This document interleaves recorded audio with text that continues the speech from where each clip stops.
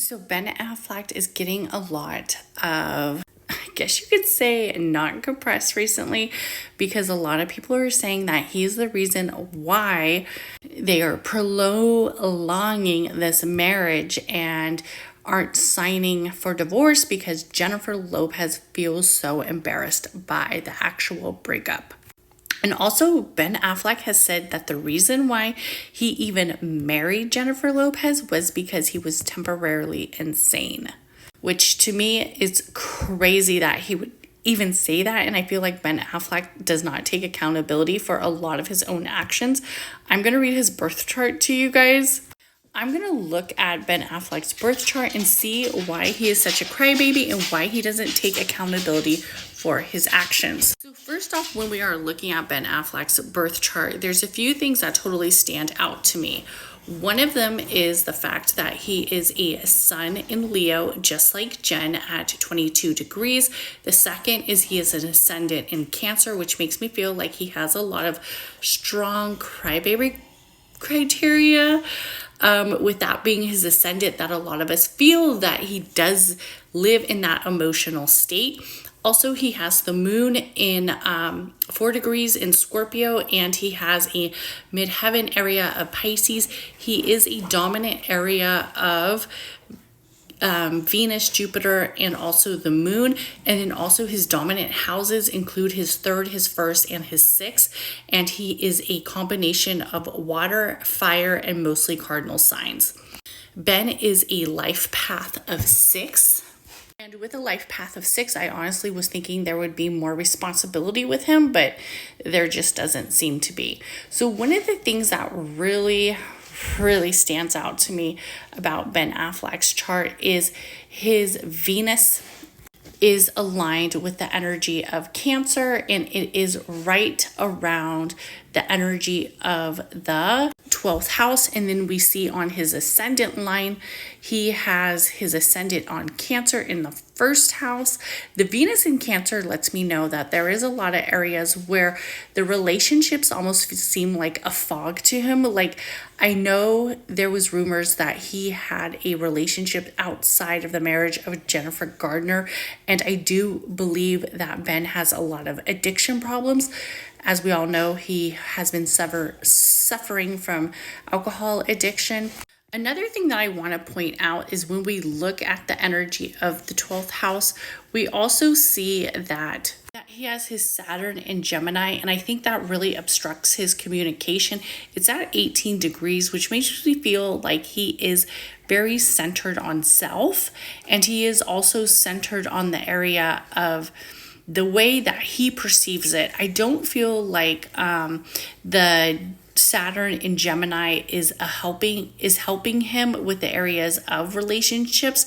And I also think that when we are looking at his area of the higher conscious and his area of his spiritualism and who he is, that it tends to get a little bit abrupt, as we see it has that energy of opposition, as it kind of is aligned with his Uranus in 15 degrees of Libra, which is all around the energy of the 4th house.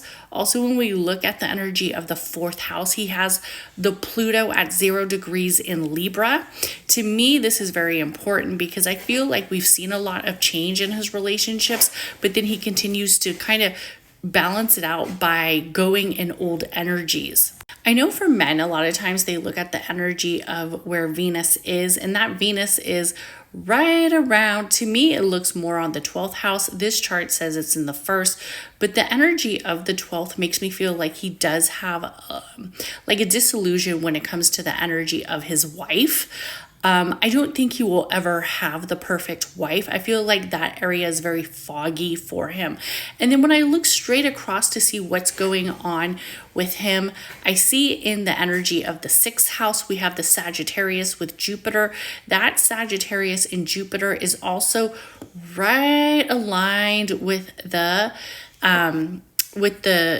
Jupiter in Sagittarius, right aligned with the Neptune in Sagittarius as well. And I will say that when Neptune is with Sagittarius, a lot of times I feel like it could be a very beautiful thing. There could be a lot of energy in outward function towards philosophy. This person could also have like very big dreams, and they are able to create that area of abundance for those dreams. But sometimes when we have Neptune disembobbles that, makes it more unpleasing, and it also makes it a little bit harder to really conquer areas of whatever the individual is seeking on a certain space. And as we see, this space is in the daily. This space is in that Virgo traditional area of the house, right? Of the Virgo, of the domestication. So this can feel like a obstacle for him.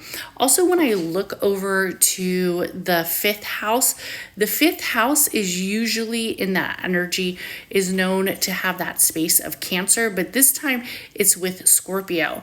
And it's also right around with the dark Lilith, or the true Lilith, whatever you want to call it, which is in retrograde, and also his vertex. I feel like in this area, there's always going to be some type of secrets with him. There's also going to be some type of deception with him in areas of mistrust, especially when it comes to the root, the feminine, and the area of where he is. I'm not surprised it didn't work out with the mother of his children. And like I said, a lot of people speculated that had to do with a divorce, but let's continue. A divorce because he cheated. Now, when I look at his energy of Mars, where I would see him being very argumentative, I think that's why he pulls off that witchy and resting a bitch face so beautifully, is because he has a Mars in Virgo at 0 degrees. This lets me know that area for him feels very natural, in like he's a good arguer. Like, he's somebody you don't want to debate, especially when I look at like communication and how he is able to see that analytical forefront of it, and also that energy that feels very purposeful. Like, you do not want to debate him. Like, he's a mean debater. I also feel like he has a very mean streak about him with the way that he balances his words and also the way that he thinks. And it's kind of sad when you think about, I'm not a huge J-Lo fan, but I kind of feel bad for her. So I will say that when we look at the Mercury in Leo, he is very dominant again in the second house. That energy really shows aligned with the sun in Leo at 22 degrees, and then the Mercury in Leo at 10 degrees. The Leo with Mercury, I don't think Mercury likes to be in Leo. So this makes him, he wants to be the one to have the last word, right? He sees that as his identity. He sees that as his space of continuing what it is that he wants in that area of who he is. But the point that I want to point out right here, and when we look at the 7th house, it's aligned with Capricorn, and there lies his North Node. His North Node is a direct representation of what it is that he needs to accomplish here on this life path. And it being in the 7th house makes me know it's all about partnerships, contracts, and marriages. And the North Node is the here and now. It's the dragon's head. And the fact that he's having such a difficulty with the area of partnerships, you would think that it would almost be with the area of career, but it's not. It's more with the area of partnerships with marriages. And that North Node is really speaking. And when we think about Capricorn, who is Capricorn opposite of? The energy of, traditionally it is the Cancer, right? And we have to remember that rising in Cancer. So that energy again with the feminine really speaks volume. I think it's time that we see that his past had a lot of karmic ties with feminine energy.